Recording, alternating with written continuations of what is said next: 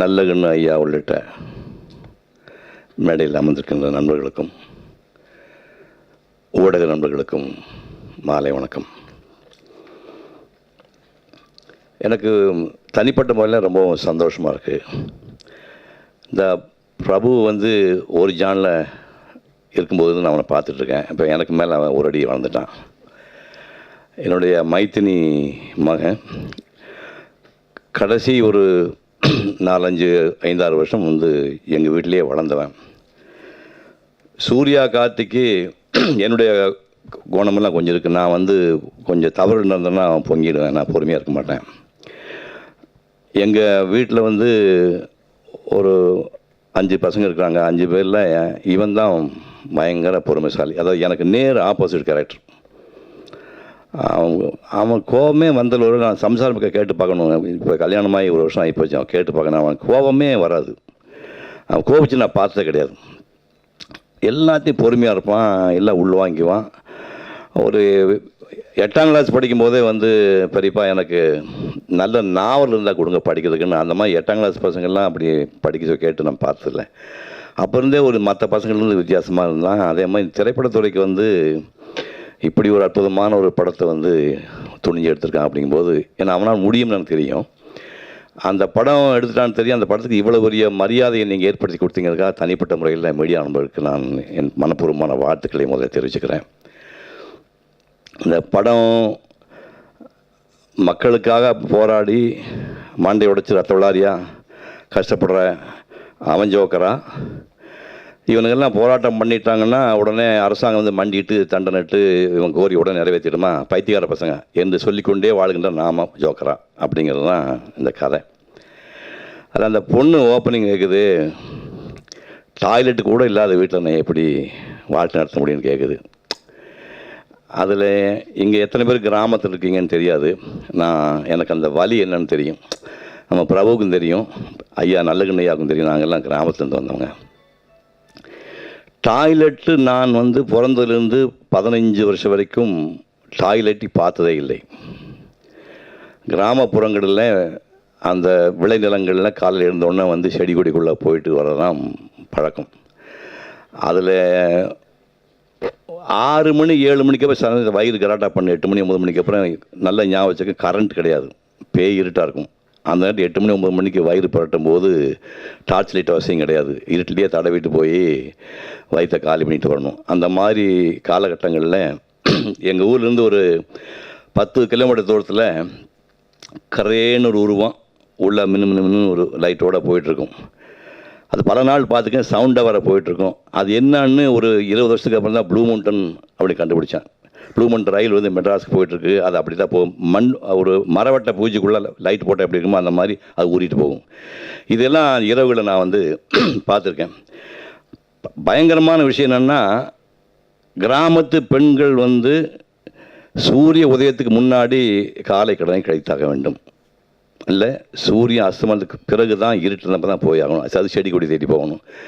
மற்ற மத்தியாவது ஆம்பளைங்க போகிற மாதிரிலாம் பெண்கள் போக முடியாது. இந்த படத்தில் ஒரு ஷாட்டு ராஜமுருகன் போட்டிருப்பான். பாபா செல்லத்துறை பைக்கில் சோமு வந்துட்டுருப்பாங்க. டே பொம்பளைங்க ஒதுக்கிற இடத்துல லைட்டை போதுறா மடையா, கரெக்டாக அந்த ஷாட்டை பார்த்தோன்னா அந்த பையனும் கிராமத்துலேருந்து வந்திருக்கான் ராஜமுருகன் தெரிஞ்சுட்டேன் நான். ஏன்னா கிராமப்புறங்களில் டக்குன்னு பார்த்தா அந்த 4 பேர் இவங்க பைக் வந்துருக்கும்போது முப்பட்டு வந்துருக்கும்போது 2 பொம்பளைங்க எழுந்து நிற்பாங்க. அதெல்லாம் காலங்காலமாக நடக்கிற விஷயம். அது ஒரு சப்ஜெக்டாக எடுத்துக்கிட்டு ஒரு மனுஷன் டாய்லெட் வேணும், டாய்லெட் கட்டி கொடுத்தா அவனை கல்யாணம் பண்ணிக்கலான்னு சொல்லி அந்த டாய்லெட்டாலேயே கோமாவுக்கு போன ஒரு சோகமான கதையை இதுக்கு மாதிரி எப்படிங்க சொல்ல முடியும்? லாரியிலேருந்து மீட்டிங் கூட்டிகிட்டு போகிறாங்க. குவார்ட்டர் பாட்டில் இலவசம்னு சொல்கிறாங்க. லாரி காட்டில் கேமரா லாரியில் இருக்குது.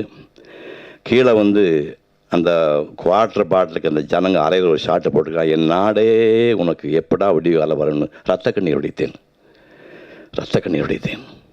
இந்த நாடுக்கு எப்போ திருந்த போகுது? கேவலம் ஒரு குவார்ட்டர் பாட்டிலுக்காக அந்த அடித்து மோதிக்கிட்டு அந்த பாபா செல்லத்தோட வாங்கிட்டு வந்து இவன் போய் ஹீரோ போய் ஆஹா நாங்கள் வாங்கிட்டு பார்த்தீங்கன்னா கொடுக்கலான்னு எடுத்துகிட்டு வந்தோம் செலுத்திட்டு போகிறாரு அவர்.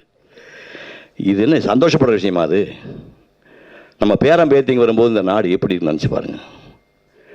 சசிகுமார் செல்ஃபோன் டவர் மேலே ஏறி உண்ணாவிரதம் செத்து போயிட்டார். இவன் கதாநாயகன் அதே மாதிரி டவரில் ஏறணும், ஐயோ இவன் தற்கொலை பண்ணி போனால் பயந்துட்டு நல்லவிட ஜனாதி பிரகடனம் படிக்கிறார், மேலே நின்று பண்ணிக்கிறார். டிராஃபிக் ராமசாமியை மனசார சொல்லுங்கள், நம்ம எவ்வளோ கிண்டல் பண்ணியிருக்கோம். பட் பொதுநல வழக்கை தொடுத்து எத்தனை கேஸுகளுக்கு இருந்து அதுக்கு நமக்கு தீர்ப்பு வாங்கி கொடுக்க தெரியுமா? ஆனால் அந்த பார்த்தா கோமாளியை பார்த்துக்க, டிராஃபிக் நம்ம கோமாளி மாதிரி. அதே மாதிரி சட்டக்கல்லூரி படிக்கிற நந்தினி கேரக்டரை இதில் அந்த காயத்தின் ஒரு பொண்ணு பண்ணியிருக்கு. இந்த 3 பேஸாக எடுத்துக்கிட்டு அவ்வளவு அற்புதமாக பண்ணியிருக்காரு. அந்த பொண்ணு வந்து ரம்யா பாண்டியன்னு ஒரு பொண்ணு அந்த படத்தில் போட்டுக்கானுங்க. அது என்ன பொண்ணு அது?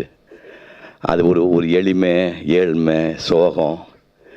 அது நடிகை இல்லைங்க. அது இப்போ 7.5 கோடி மக்களில் வந்து கிட்டத்தட்ட ஒரு 3 கோடி பேர் பெண்கள் இருப்பான். அந்த 3 கோடி கிராமத்து பெண்களுடைய எம்பாடிமெண்ட், அந்த வடிவமே அந்த பொண்ணு தான். அப்படி ஒரு பொண்ணு. அது சின்ன கண், சின்ன உதடு, அந்த லாரியில் ஏறி போகும்போது அந்த ஒதுங்கி போகிற விஷயம். இவன் லவ் பண்ணுறதுக்காக படாதப்பட்டு கடைசியில் எதை செட் ஆகிற மாதிரி தோணி அந்த பொண்ணு வீட்டில் வந்து உட்காந்துட்டு உள்ளவாயா உட்காரிடுவான், டப்புன்னு கீழே உட்காந்துருவான். அது ராஜமுருகன். ஏன்னா அவன் லவ் பண்ணுவான். அது அந்த நான் லவ்வுக்கு நமக்கு சம்மந்தமே கிடையாது. நான் லவ்வுக்கு எதிரான ஆள். ஆனால் கல்யாணம் நினைச்ச பையனுக்கு அது வேறு விஷயம். இந்த பையனை லவ் பண்ணுவேன். அந்த மாதிரி வந்து ஒரு ஷாட்டில் ஏன் உயிர் இருந்ததுன்னா அவன் அப்படி உட்காந்துருக்கான். அதை படத்தில் பண்ணிக்க அந்த ஷாட்டை வந்து நெகிழ்ந்து போய்விட்டேன். அந்த ரம்யா, அவன் வந்து சோமு, அந்த காதல் காட்சிகள் வந்து என்ன பிரச்சார படமாக போயிட்டுருக்கேன்னு பார்த்தா தடார்னு ஃப்ளாஷ்பேக் கொண்டு வந்து இந்த கிறுக்கு பிடிச்ச சோமசுந்தரத்தை அப்படியே டக்குன்னு மாதிரி தாடியோட பையனாக காட்டின அவன் வாழ்ந்து விட்டான் கதாபாத்திரத்தில். அது எப்படி சொன்னால் உங்களுக்கு கமல் நடித்தார், நான் நடித்தேன்லாம் நான் இல்லைன்னு சொல்ல மாட்டேன். அது வேற. அது அவன் வாழ்ந்தான், சோமசுந்தரம் அந்த கேரக்டராக வாழ்ந்தான் அப்படிங்கிறது தான் அந்த படத்தை பார்த்து நான் ஃபீல் பண்ணுற விஷயம். அவ்வளோ பிரமாதமாக பண்ணியிருந்தான். அப்புறம் சோமு பற்றி போன வீடனில் ஒரு கட்டுரை ஒன்று படித்தேன். கட்டுரை படித்தா இவன் ஆண்டி பண்டாரமாக இங்கேருந்து புறப்பட்டு, இவன் நான் சொல்லலாம் என்னோட தம்பி, என் பையன் வயசு தான், அதனால் இவன் நான் தைரியமாக சொல்லலாம். இங்கேருந்து புறப்பட்டு கல்கட்டாவுக்கு போனான்னா அங்கே போயிட்டு தாகூரையும் சத்தியத்திலே பிறந்து வளர்ந்த ஊராட்சியான்னு சொல்லி ஊருக்கு போயிட்டு ஊரெலாம் சுற்றி தெருவாக அலைஞ்சிட்டு கொண்டு போன காசு இல்லாதோடனே அருணா கையில் வந்து 500 ரூபாயை முடிஞ்சு வச்சுருந்தானாமா. முடிஞ்சு வச்சுட்டு அப்புறம் போனால் பிச்சை இடத்துல சோறு போட்டாங்களாமா. உலகத்தில் மனுஷன் வாடகைக்கு காசே தேவையில்லை, இந்த பிச்சைக்கார காசு எதுக்குன்னு இந்த 500 ரூபாய் ராமசன் படத்தில் உண்டியில் போட்டானா. சார் என்ன கேரக்டர் பாருங்க சார். ஸோ 2 ஆண்டி பண்டாங்க சேர்ந்து ஒரு படம் எடுத்திருக்கானுங்க. நீங்கள் தயவுசெய்து வட்டி முதல் ஒரு கதை தயவுசெய்து நான் தொடர்ந்து இவனுக்காக தான் படித்தேன், ராஜமுருக்காக தான் படித்தேன். சரியான கேரக்டர். நானும் பயங்கரமாக சுற்றினா தான். சின்ன வயசில் ஓவியக்கல்வியில் வாழ்ந்த காலத்தில் நானும் போயிருக்க மாதிரி இந்த மாதிரி நான் போகல. அவன் அகோரிகள்னு சொன்னால் பொணந்திங்கிற ஆள், செத்து போன பொணத்திங்கிற அகோரின்னு பேர். பாலா இருக்கான, பாலாவுக்கு இவன் அண்ணன். பாலாவு வயசில் அவன் அண்ணனாக இருக்கலாம், அவன் அண்ணன். அகோரிகள் பொணந்திங்கிறவன். ஏன்டா பொணத்திங்கன்னு கேட்டால் பொணம் கெட்டு போன பொருள் தானே, விட்டா நாட்டுக்கு வேணா போயிடும்ல, அதுக்கான தின்னு அழிச்சிடும்ல, அப்போ நாங்கள் நல்லது நாட்டுக்கு நல்லதான் பண்ணாங்க. அப்படி அகோரியோட போய் 10 நாள் தங்கிட்டு வந்திருக்கான்.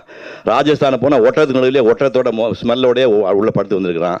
அப்போ கிராமப்புற மாதிரி சாமக்கோடங்கன்னு சொல்லிட்டு குடிக்குடி படிச்சுட்டு போவானுங்க. அவனோடையே சேர்ந்து ராத்திரி பூரா சுற்றிட்டு போய் சுடுகாட்டில் போய் செத்து போனதுக்கப்புறம் அந்த போனதுலேருந்து எலும்பு எடுத்து அதை இதெல்லாம் சுவாசிக்கு என்ன கேரக்டர்னு தெரியல.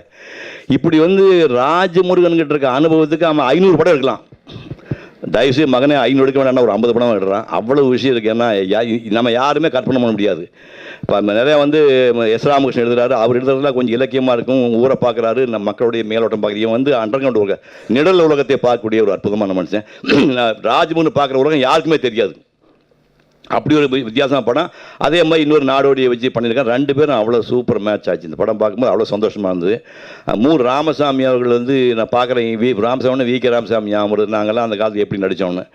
இந்த கேரக்டரில் எந்த நடிகர் நடிச்சிருந்தாலும் அந்த இம்பேக்ட் வராது. இது முதல்ல வந்து ராஜமுருகனுக்கு ஏன் நன்றி சொல்லணும்னா, எந்த நடிகனுமே நடிச்சிடக்கூடாது. தப்பி தவிர இப்போ ஒரு நடிகனை போட்டிருந்தா அந்த நடிகை மூஞ்சி தான் ஞாபகத்துக்கு வருமே தவிர இந்த கேரக்டர் வரவே வராது.